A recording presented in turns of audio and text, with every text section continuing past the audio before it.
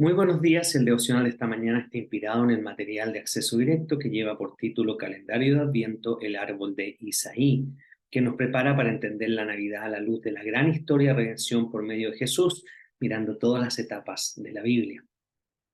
Y hoy día, en el día 19 de Adviento, el devocional lleva por título Dios salva a unos amigos. Y la autora reflexiona. El pueblo de Dios estaba en el exilio en Babilonia y bajo un imperio que no amaba a Dios. El libro de Daniel, el capítulo 3, del 1 al 28, nos habla de tres amigos que eran parte del pueblo de Dios. Fueron desafiados a inclinarse frente a una estatua del rey de ese entonces, el rey Nabucodonosor. Ellos fueron amenazados con morir quemados en un horno de fuego si no lo hacían. Sadrach, Mesach y Abednego sabían que solo a Dios había que adorar, así que no se inclinaron y confiaron en Dios.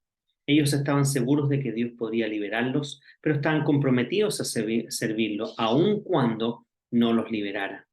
Los tres amigos fueron atados y arrojados al horno a fuego, y para el asombro de todos apareció en medio de ellos un cuarto hombre.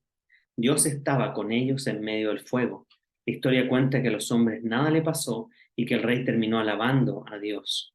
Más adelante vemos en la Biblia a Jesús. Él también fue atado por los enemigos de Dios en un imperio que no amaba a Dios.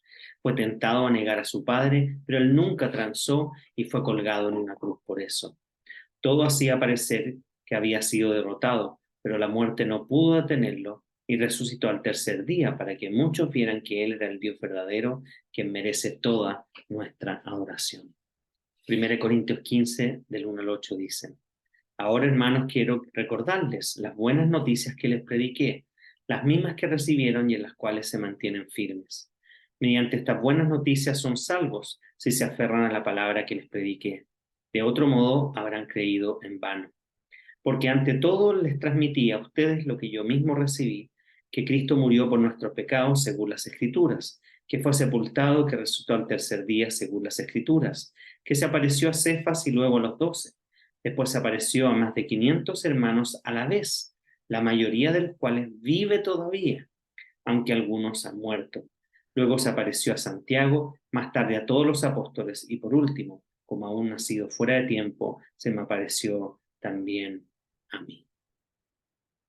Y cuando vemos estas historias maravillosas del Antiguo Testamento, es inevitable eh, asombrarse por el convencimiento de estos tres jóvenes que estuvieron dispuestos a morir por las convicciones que tenían. Y eso es algo que solo Dios puede hacer en nosotros.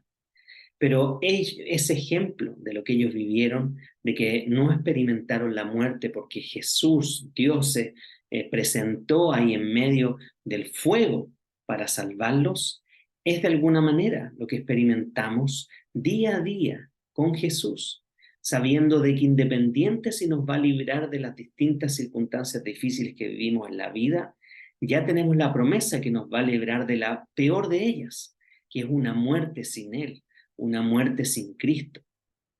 Nos va a librar de la muerte en el sentido de que una vez que pasemos este mundo, vamos a pasar un nuevo mundo, a una nueva Jerusalén, al cielo, a este lugar donde estaremos con Él eternamente, disfrutando del gozo de lo que significa vivir en su presencia, en un lugar donde ya no habrá más dolor, sufrimiento, ni pecado. Por lo tanto, ellos se aferraron a esa esperanza de que Dios los iba a proteger independiente si los rescataba de la situación puntual. Hay veces que Dios no nos rescata de la situación puntual y tenemos que experimentar cosas que nos van a servir y que nos van a animar, a desafiar, que van a generar más convicción, que pueden ayudar a otro, o que simplemente era el tiempo de que Él nos quería llamar a su presencia. Con esa convicción enfrentemos esta Navidad, sabiendo que Jesús vino justamente a resucitar. Vino a este mundo como un niño a vivir, pero también vino a vivir y sufrir para resucitar, para mostrarnos que hay esperanza y que Dios nos salva. Quizás no nos rescate de las cosas puntuales en las cuales nosotros creemos que debemos ser rescatados, pero Dios tiene un propósito, pero sí tenemos la promesa que seremos rescatados de la situación final, que es esta muerte eterna. Por lo tanto, en Cristo tenemos la esperanza de una vida eterna. Y ese es el mensaje que viene a traer este niño en Navidad. Los dejo con dos preguntas. ¿Estás viviendo en base a las convicciones que la palabra de Dios enseña? ¿Y estás dispuesto a soportar las aflicciones que conllevan el ser un seguidor de Cristo? Oremos. Padre amado Señor, te pedimos que tú nos fortalezcas en nuestras convicciones para que cuando tengamos que enfrentar situaciones en las que se ponga en juego nuestra fe, podamos salir victoriosos de esas situaciones, sabiendo de que tu promesa es que nos libraste de la tiranía del pecado, que no, es decir, ya no somos esclavos del pecado, podemos ser conscientes y dar la lucha, que tú nos libraste y nos vas a librar de la muerte eterna, y que por lo tanto, Señor, aunque a veces perdamos batallas chicas, sabemos que la guerra está ganada.